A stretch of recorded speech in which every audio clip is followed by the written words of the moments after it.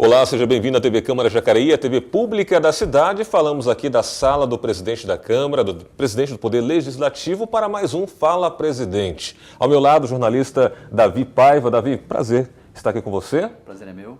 E também o presidente da Câmara, vereador Arildo Batista, do PT. Presidente, mais uma vez é um prazer estar aqui. Prazer é todo nosso e estamos aqui cumprindo o nosso papel institucional, prestando esclarecimentos e batendo um papo, dando um pouco mais de informação sobre a Câmara. Muito bem, mais um ano, aliás, mais um ano que foi o seu primeiro ano como presidente da Câmara, né? Um ano que para alguns passou um pouquinho rápido, outro foi um pouquinho mais demorado, muitos acontecimentos e, obviamente, decisões importantes que o senhor teve que tomar à frente do Poder Legislativo. Mas eu volto um pouquinho no seu discurso inicial, dentro da sua gestão, seu processo de gestão, o senhor que, como assumiu, desde que assumiu o vereador, falou da questão de fazer uma vereança no papel democrático e também assumiu a presidência com esse mesmo propósito. Como foi, então, exercer seu primeiro mandato como presidente da Câmara, primeiro ano, fazendo essa gestão democrática? Acho que está sendo muito boa. Nós temos percebido que há uma aceitação das pessoas. As pessoas têm realmente comparecido à Câmara, têm tido a oportunidade de não só assistir às sessões, como também vir conhecer a Câmara, através até do projeto que nós temos aqui, que é o Câmara de Portas Abertas. E o mais interessante é que a gente também tem feito a abertura aqui da sala da presidência. Algumas pessoas vêm até aqui, querem dar uma olhada, querem saber como é que funciona, né? O que tem aqui dentro da sala do presidente. Na verdade, é uma sala só um pouco maior, um pouco mais de espaço, até por questões institucionais, que às vezes precisa fazer uma reunião com os vereadores, com algumas visitas que vêm conhecer os nossos trabalhos. E as pessoas gostam, né? Acabam achando interessante e tem a oportunidade de desmistificar, né, o segredo da sala do presidente. Tá certo. Vereador, eu queria começar abordando com o senhor aqui um assunto, antes da gente falar dos projetos. Eu queria falar um pouquinho, nós vivemos no nosso estado esse ano uma crise hídrica, né?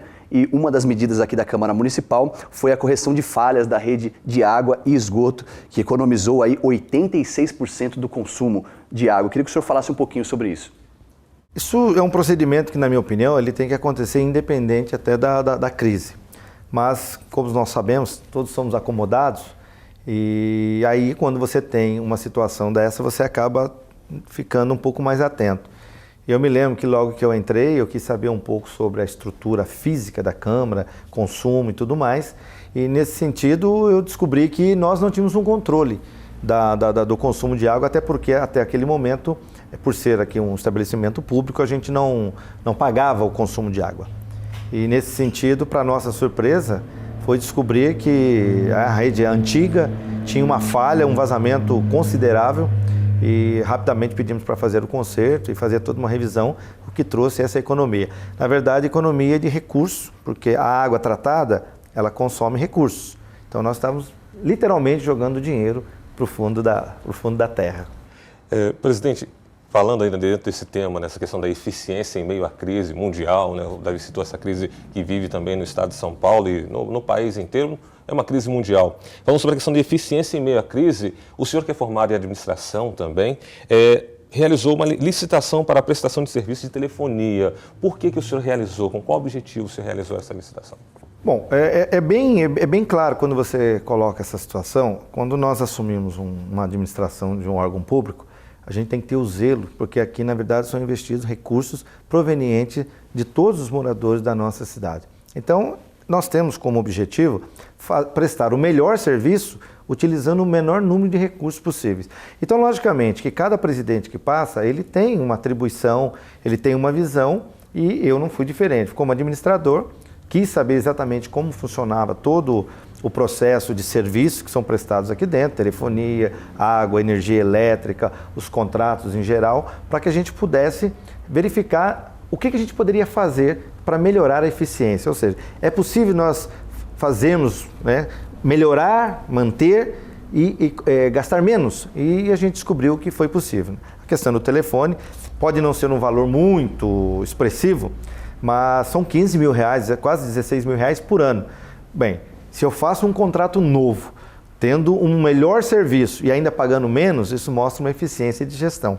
Então a gente fica muito feliz quando a gente encontra uma oportunidade e consegue colocá-la em prática. E essa foi uma delas. Outros contratos também, nós verificamos alguns que tinham algum tipo de problema, que talvez não estivesse à altura ou estivesse tendo uma eficácia no seu desenvolvimento. Preferimos, inclusive, até buscando soluções, né, que não prejudicassem também o fornecedor, cancelando esses contratos, porque vimos que não trazia nenhum benefício para a Câmara.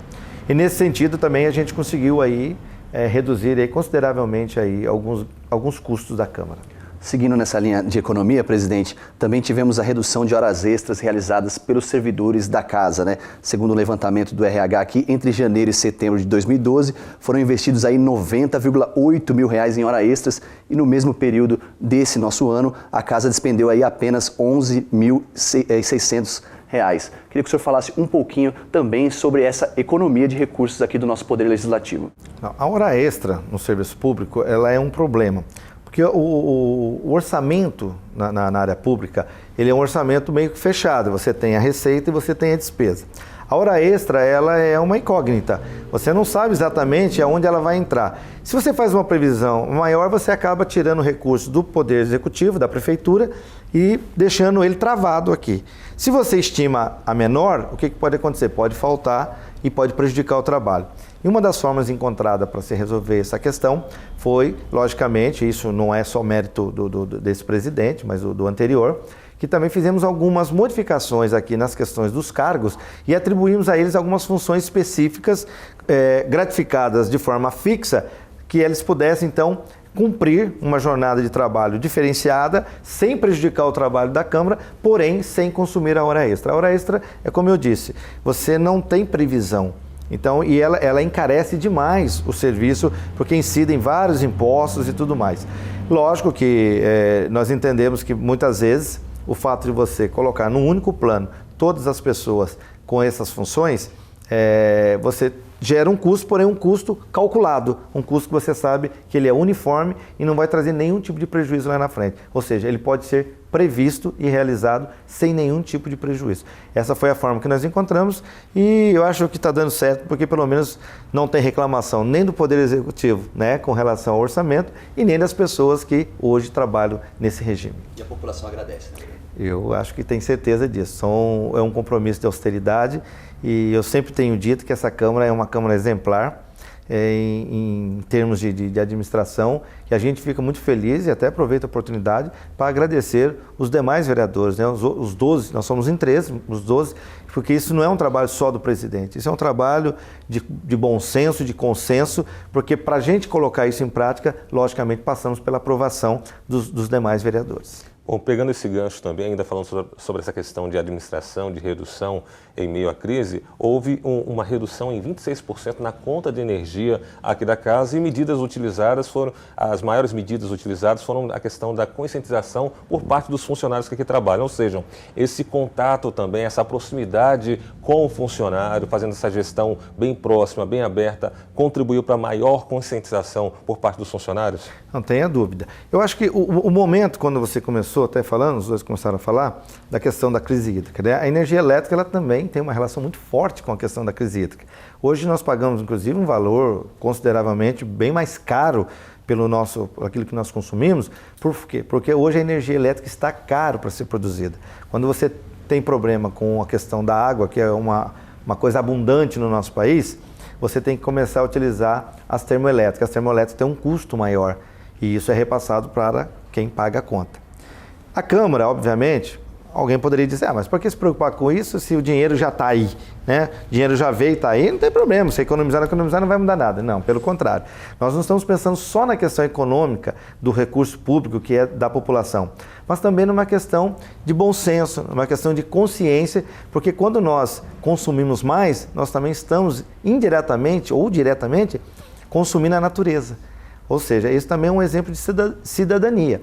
E eu vejo uma outra questão que é uma forma de você depois transferir essa economia para investimentos na formação e na qualificação dos próprios funcionários da casa. Ou seja, eu posso pegar esse recurso e utilizar, por exemplo, na escola do Legislativo.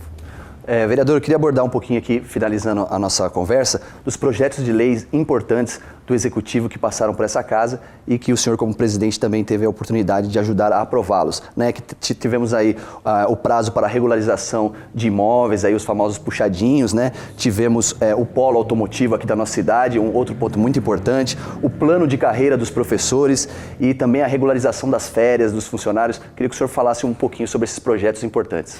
Olha, eu acho que nós temos tido a oportunidade, ainda que muitos desses projetos não são de iniciativa dos vereadores, é até importante colocar isso porque a população entenda que às vezes o vereador não precisa produzir a lei, né? Até porque as nossas leis têm um alcance relativamente pequeno e para se aplicar é mais difícil ainda.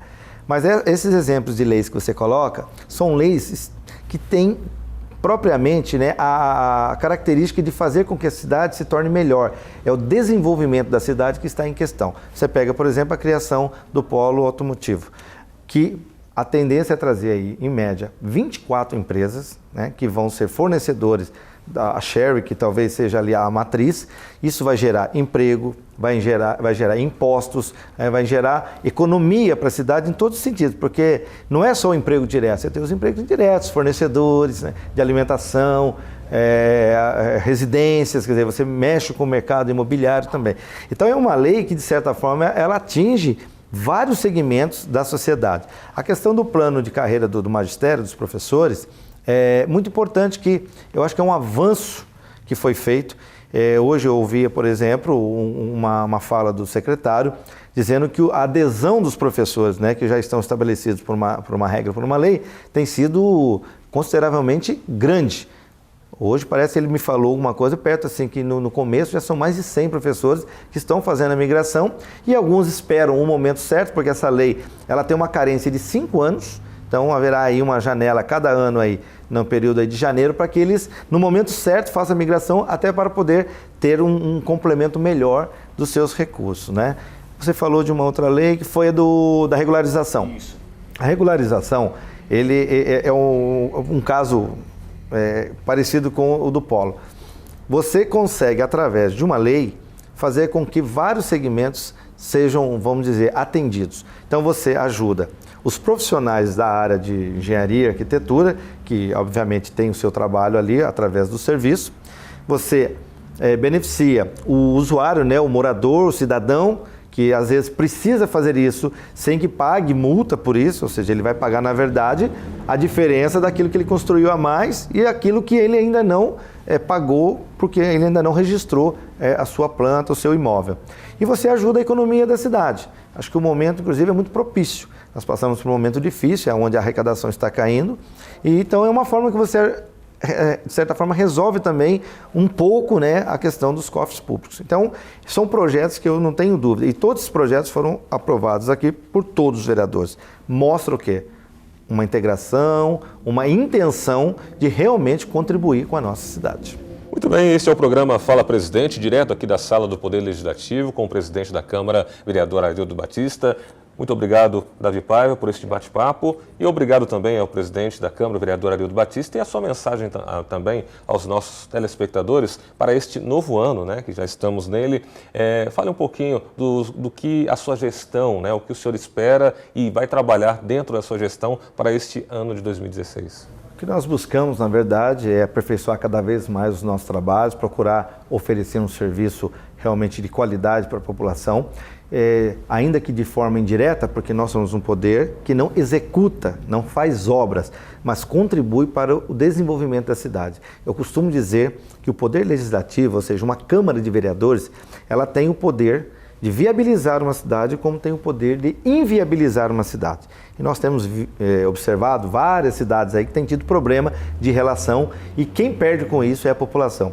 E nesse sentido eu acho que a Câmara aqui tem dado um grande exemplo. Apesar não, os debates fazem parte da Câmara, é aqui que se discute, é aqui que se faz o confronto de ideias. E nesse sentido nós temos feito isso, mas na hora de votar pela cidade nós somos coesos, nós estamos unidos e isso tem sido um grande exemplo. Eu espero, na condição de presidente da Câmara, continuar mantendo essa unidade, mesmo com as diferenças partidárias, mas quando a questão é a cidade de Jacareí, é o povo de Jacareí, nós vamos estar unidos e vamos fazer aquilo que for melhor. E aproveitando a oportunidade, desejar aí um Feliz Natal para todos os jacarienses, dizer que 2016, dia 4 de janeiro, nós estaremos de volta aqui trabalhando e você, se tiver a oportunidade, é um período de férias, venha conhecer aqui a Câmara Municipal, nós estaremos aqui de portas abertas para vocês. Muito bem, mais uma vez obrigado, presidente da Câmara, vereador Arildo Batista, também o jornalista Davi Paiva. E este foi o programa Fala Presidente, que você também confere na nossa página na internet, no YouTube, youtube.com/TV Câmara Jacareí, e aproveite também para curtir a nossa página no Facebook, facebook.com/TV Câmara Jacareí. Continue ligado aqui na TV Câmara Jacareí, a TV pública da cidade.